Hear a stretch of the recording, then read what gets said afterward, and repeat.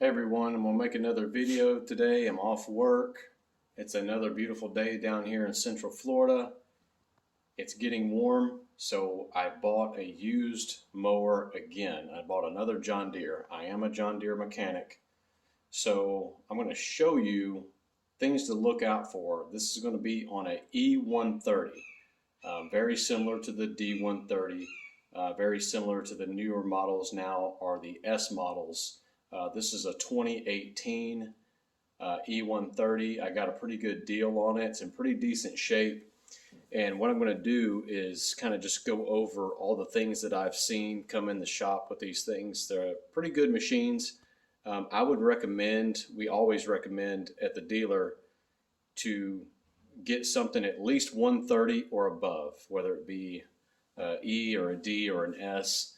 I would kind of avoid the lower models, the 100s, 115s, 120s, specifically because of the transmission.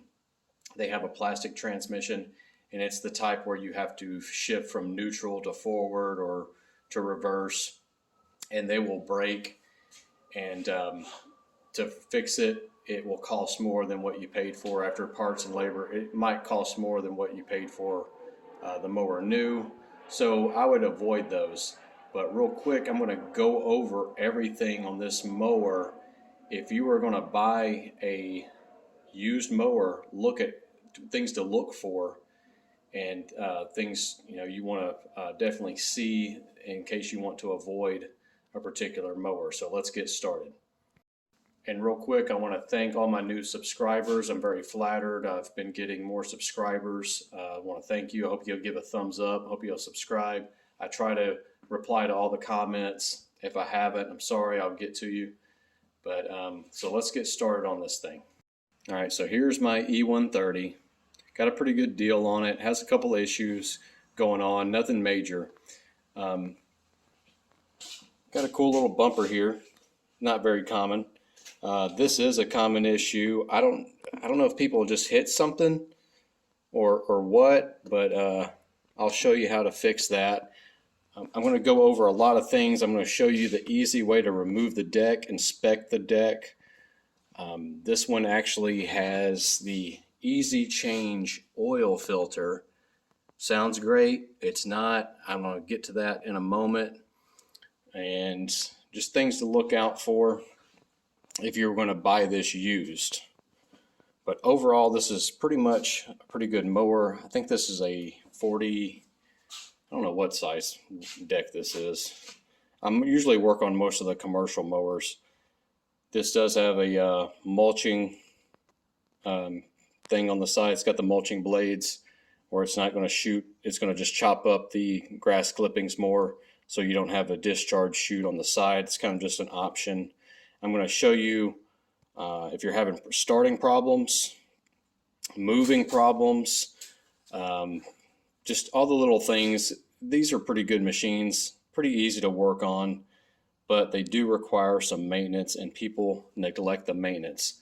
This one has 104 hours on it. That's not bad. That's kind of like the equivalent of about, I would say, 50,000 miles on a car. So if you were buying a used car with 50,000 miles, you definitely want to make sure that maintenance has been done.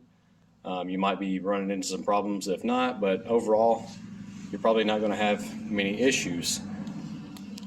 One thing about this, these mowers, you'll have all the service intervals right here underneath the hood. Now, if you're going to go buy a used mower, I'm not sure about other brands. They're very similar. Briggs & Stratton will make, in Kohler, they put a lot of, in Kawasaki, they all have similar engines, whether it be John Deere, Husqvarna. That's all I can think of right now. But anyway, a lot of them use the same engines, some of the same parts, but they have a lot of differences also. But what you want to do, if you were to first come up and look at someone's mower they have for sale, I'm going to show you some things that you definitely want to look at before purchasing that mower. So let's get started on that. I'm gonna flip the camera around here. Obviously, first thing you want to do is check the oil, see if it's clean, if it's black, or if it's really low and they've been running it. That's going to be a red flag. Another thing, if you get a chance, like this one right here has an air filter. So while you're looking at the mower, you just want to might pop off and just take a look at the air filter, because if it's missing, if they have an air filter that's damaged or broken, I would not buy that motor. This one's, you know, dirty. It's ready to be changed. But this would not be too bad of a deal breaker for me. I've seen a lot worse, and with mowers end up being fine. Another thing, like in that other video that I did showing about the Z models, the commercial mower, if you took a battery tester, like I showed you the one I got from Harbor Freight, you could check the status of the battery while you're there real quick, just a few seconds. And then that way you just know, you could start adding up things that you're going to have to invest in. If the battery is, you know, only showing 20-30% of its life, maybe a way to kind of negotiate another $50 off of the cost that you're going to pay. Now, one of the main things is the engine. So check that, you know, air filter, but also you want to check the status of the fuel. So one thing that people don't think about on these mowers, the next thing I'm going to do after I've checked the oil, I've checked the air filter, I'm going to check the status of the fuel. Right here is the fuel filter. This one's, it's dirty on the outside. It's kind of hard to tell what it looks like on the inside. It actually looks kind of decent. You know, nothing too concerned. Bring a flashlight when you go to look, so you can kind of look. If you see a lot of sand or debris, grass, you might want to avoid it, because what's going to happen, stuff will get past that fuel filter. It may damage the fuel pump. There's a diaphragm in these fuel pumps. They get damaged, they start letting gas get into the engine oil, and then also lets engine oil get into the carburetor. And then also you might have sand or debris getting into the carburetor and ruining your carburetor. You know, a carburetor is going to cost you about anywhere from $200 to $400 plus labor to replace that. So another thing you want to do right away is check the fuel tank itself. Take a flashlight. One thing I always look at when I pop the top, make sure there should be a O-ring or a gasket. Some of these caps, like this one, has this red one, so it's nice and easy to see. If that's missing, chances are there's been dust, sand, and dirt has gotten down into the gas. So you look down in the tank, you can't see anything, but take a light, and a lot of times, I would say probably 50% of the mowers that come into the shop, of these residential riding mowers, have an issue with stuff in the fuel system. And there's a pickup tube. You can't really see it. Yeah, you see that black tube right there? I'm actually seeing a little bit of something in the fuel. Trying to hold this camera. I'm seeing something close. See that black tube? That's the pickup tube, and there's something right there next to it. So something is in the fuel tank, and I'll take my little claw thing and probably grab that out. But really, what I've just seen right there is too big to get really past the fuel filter. But what might happen is that might clog up the fuel line going from the pickup tube down to the fuel filter and cause some running issues. A lot of these gas caps have just a regular, you'll pop it off. If it doesn't have that red O-ring, a lot of times they'll have a black, flat gasket in there, and what happens is over time it gets dry rotted and cracks and breaks and goes into the fuel tank.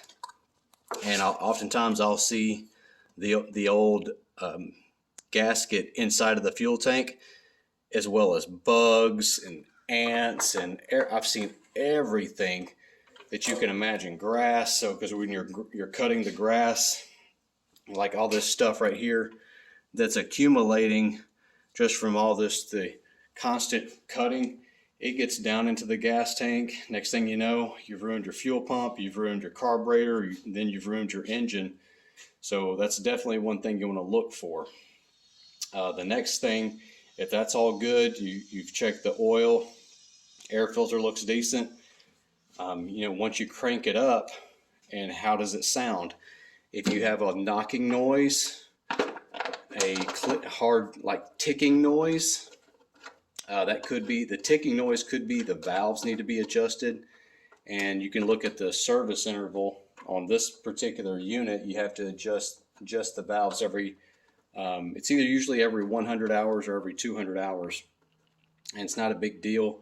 But if you run it very long, if they get too loose, I've seen where push rods have come out through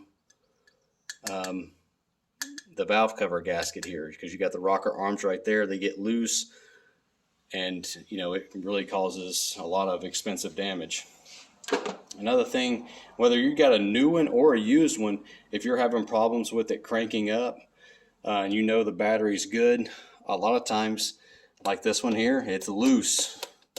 Because what happens is, when these things come from John Deere brand new, they're not hooked up, and when we take them into a Lowe's or a Home Depot, the guy that goes from the dealership to do the inspection, he hooks up the battery, and then he takes a little fuel can with them because they don't want any fuel in the tank, and they'll hook up a fuel tank just to crank it up and gauge the blaze. They check the tire pressure, they engage it, make sure everything's running right, they make sure the oil level is right, and sometimes they'll have to disconnect the battery, and they'll disconnect their little portable fuel tank and reconnect it right there, so there's no fuel in the tank, because they don't want any gasoline in the stores.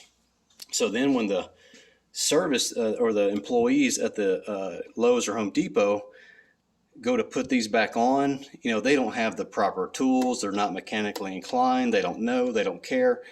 It's very loose. They'll be trying to tighten this up with a pair of pliers and their hand, whatever. 8 out of 10 times, these are going to be loose. You got to really have those nice and tight. And another thing, if it doesn't start right away, when you're turning the key and nothing's happening, if you've checked your battery that it's good, got good tight connections, just like on that Z that I showed you guys, there's a 20 amp fuse right there. Pull that fuse out. If it's blown, that's why it won't crank. Pop a new fuse in there, put a 20 amp in there, it should fire right up. Another thing that happens with these mowers after they get a little age, if the engine is turning over but the engine won't start, like in other words, you're starting it, you're turning the key, the starter is turning the engine, so it's trying to start, but it's not firing up, it's not going. One thing that happens is pretty common is there's a fuel shutoff valve right here.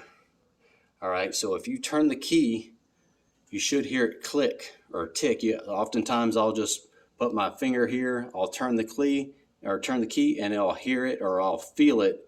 It's just a slight little tick or click. If you don't feel that, this might be locked up or bad. And you can take out the little wire, take a test light. So I just unplugged this. So you'll put a ground, and then take your test light, turn the key on, and you should be getting power to the white wire. The black is the ground wire. Another issue that is really common, this tube here. If without this tube, it will not run, and it's just a little rubber hose. And a lot of times, brand new units will come from a Lowe's or Home Depot saying the unit will not start, and this tube will be missing, because what people do, they go to a Lowe's or Home Depot because they know on their tractor it's gotten a crack or it's torn or something. So they'll just go look at a brand new one, and they will simply, you can take this out with no tools. You can just do it by hand. You can just pull this out, pull it right off of there. I'm not going to do it all the way. And then you can pull it out of that. And what this is, it's operating the fuel pump.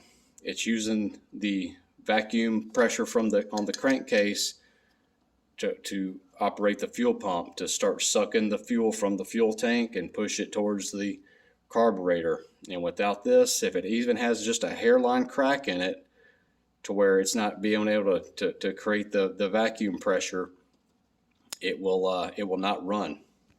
One thing I want to do is I want to get a better camera and start filming a lot more stuff when I'm at work. I need to get a GoPro or something. And because there's so many times I just want to be able to have both of my hands and be able to explain to you. But right now I'm having to hold the camera with one hand and operate and do the things I want to do with other hand. So I'm gonna be getting me a new camera here soon and bringing you guys a lot more good content about the mowers and just basic mechanic repairs and welding and fabrication stuff that I do on a daily basis. So what I think I'm going to do is break up some videos on these mowers, because there's so many. They're very common. If you know how to do it on this one, a lot of these parts are interchangeable. You'll know how to do it on several of the machines. So one thing I'm going to show you guys is how to pull this deck, remove the deck fast and easy. I mean, I can pretty much do it with my eyes closed. It's really easy once you know how to do it. It's really easy. I'll pull the deck out. If I just wanted to take the blades off, I drop the deck and I slide it out, remove the blades, sharpen the blades, inspect the spindles and idlers and everything, the belts. And then when the deck is out, you can look at the drive belt and look and see if there's any issues underneath there. But as long as you keep the oil changed and the filters cleaned, you do need to grease these spindles.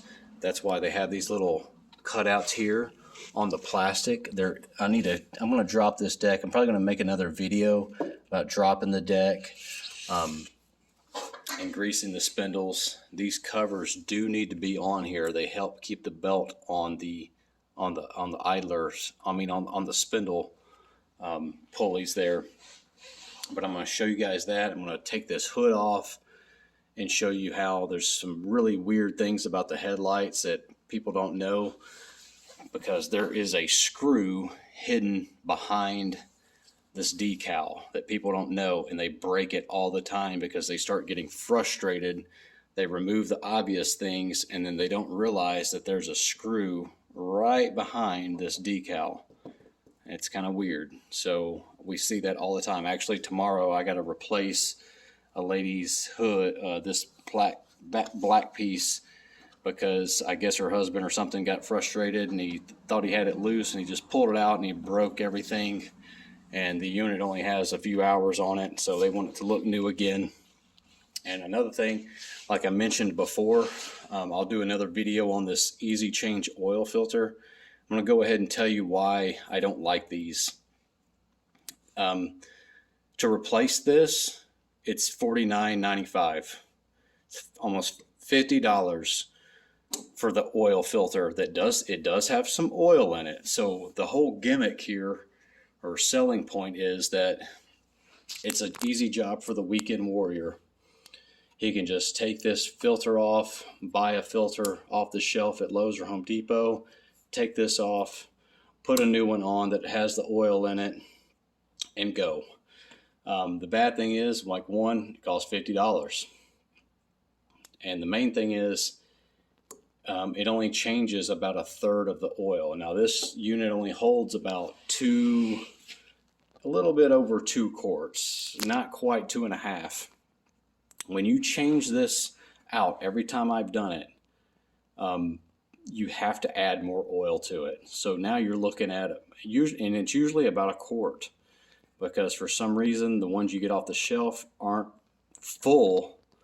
Like when the engine's running, it fills this filter up. And so when you take this one off, you put a new one on there, you've lost at least half of a quart. I'll guarantee at least half of a quart you'll have to add to it. And most people don't even think about checking it. There is an adapter. You can take this bolt out right here, and you can just put on a regular, it's like just a fitting, looks like a double male fitting that goes into the block, and where you can just install a regular oil filter. I'm going to give you guys, I got one ordered. I'm going to give you guys the part number for that. It's about $6, and then you can buy a $5 oil filter, 2 quarts of oil, 10W30, $5 a piece. So you got $10 in oil, a $5 oil filter, and so in the future you'll be able to do $15, $20 oil changes, and you're changing all of the oil, because it says on this it changes only a portion of the oil. You need to change all of the oil. So I'm going to be showing you guys how to do that. It's really, really easy. It's cheaper to take that off, put that adapter on, and put a regular oil filter on it than to change this one time. So I don't get it. I understand it's easy for a lot of people to do it, but you can just go ahead and drain all the oil out, and I'll do that. I'll show you how to do that on another video when I put that adapter in. I have that ordered, should be in any day now. All right, guys, I'm going to wrap this video up about the mower. I'm going to make several different videos going over different things. And if you guys have any ideas or questions of anything you want to know, feel free to make a comment. I try to comment, reply to everybody. If I don't get your feelings hurt. It's just how it is. But time right now, I've got this thing charging. The battery's been sitting for actually a couple months, so it was showing a little weak, so I've put a trickle charge on it. But anyway, guys, I've been a welder for like 22 years. I've been turning wrenches since I was 12 years old. I'm not the best at anything, but I'm pretty good at a lot of stuff. So if you have any questions, feel free to ask. Give me some ideas about some videos. Like I said, I'm going to get a good camera, a better camera, so I can start making you guys some better videos. So anyway, I hope you'll like the video, subscribe, comment, and stay tuned for more topics and videos, anything from welding to mechanic stuff. But I'm just going to make this, I'm going to kind of make a series about these mowers. They're very popular, and like I said, they're very interchangeable with a lot of other current brands. So you guys have a nice night, and I'll see you soon.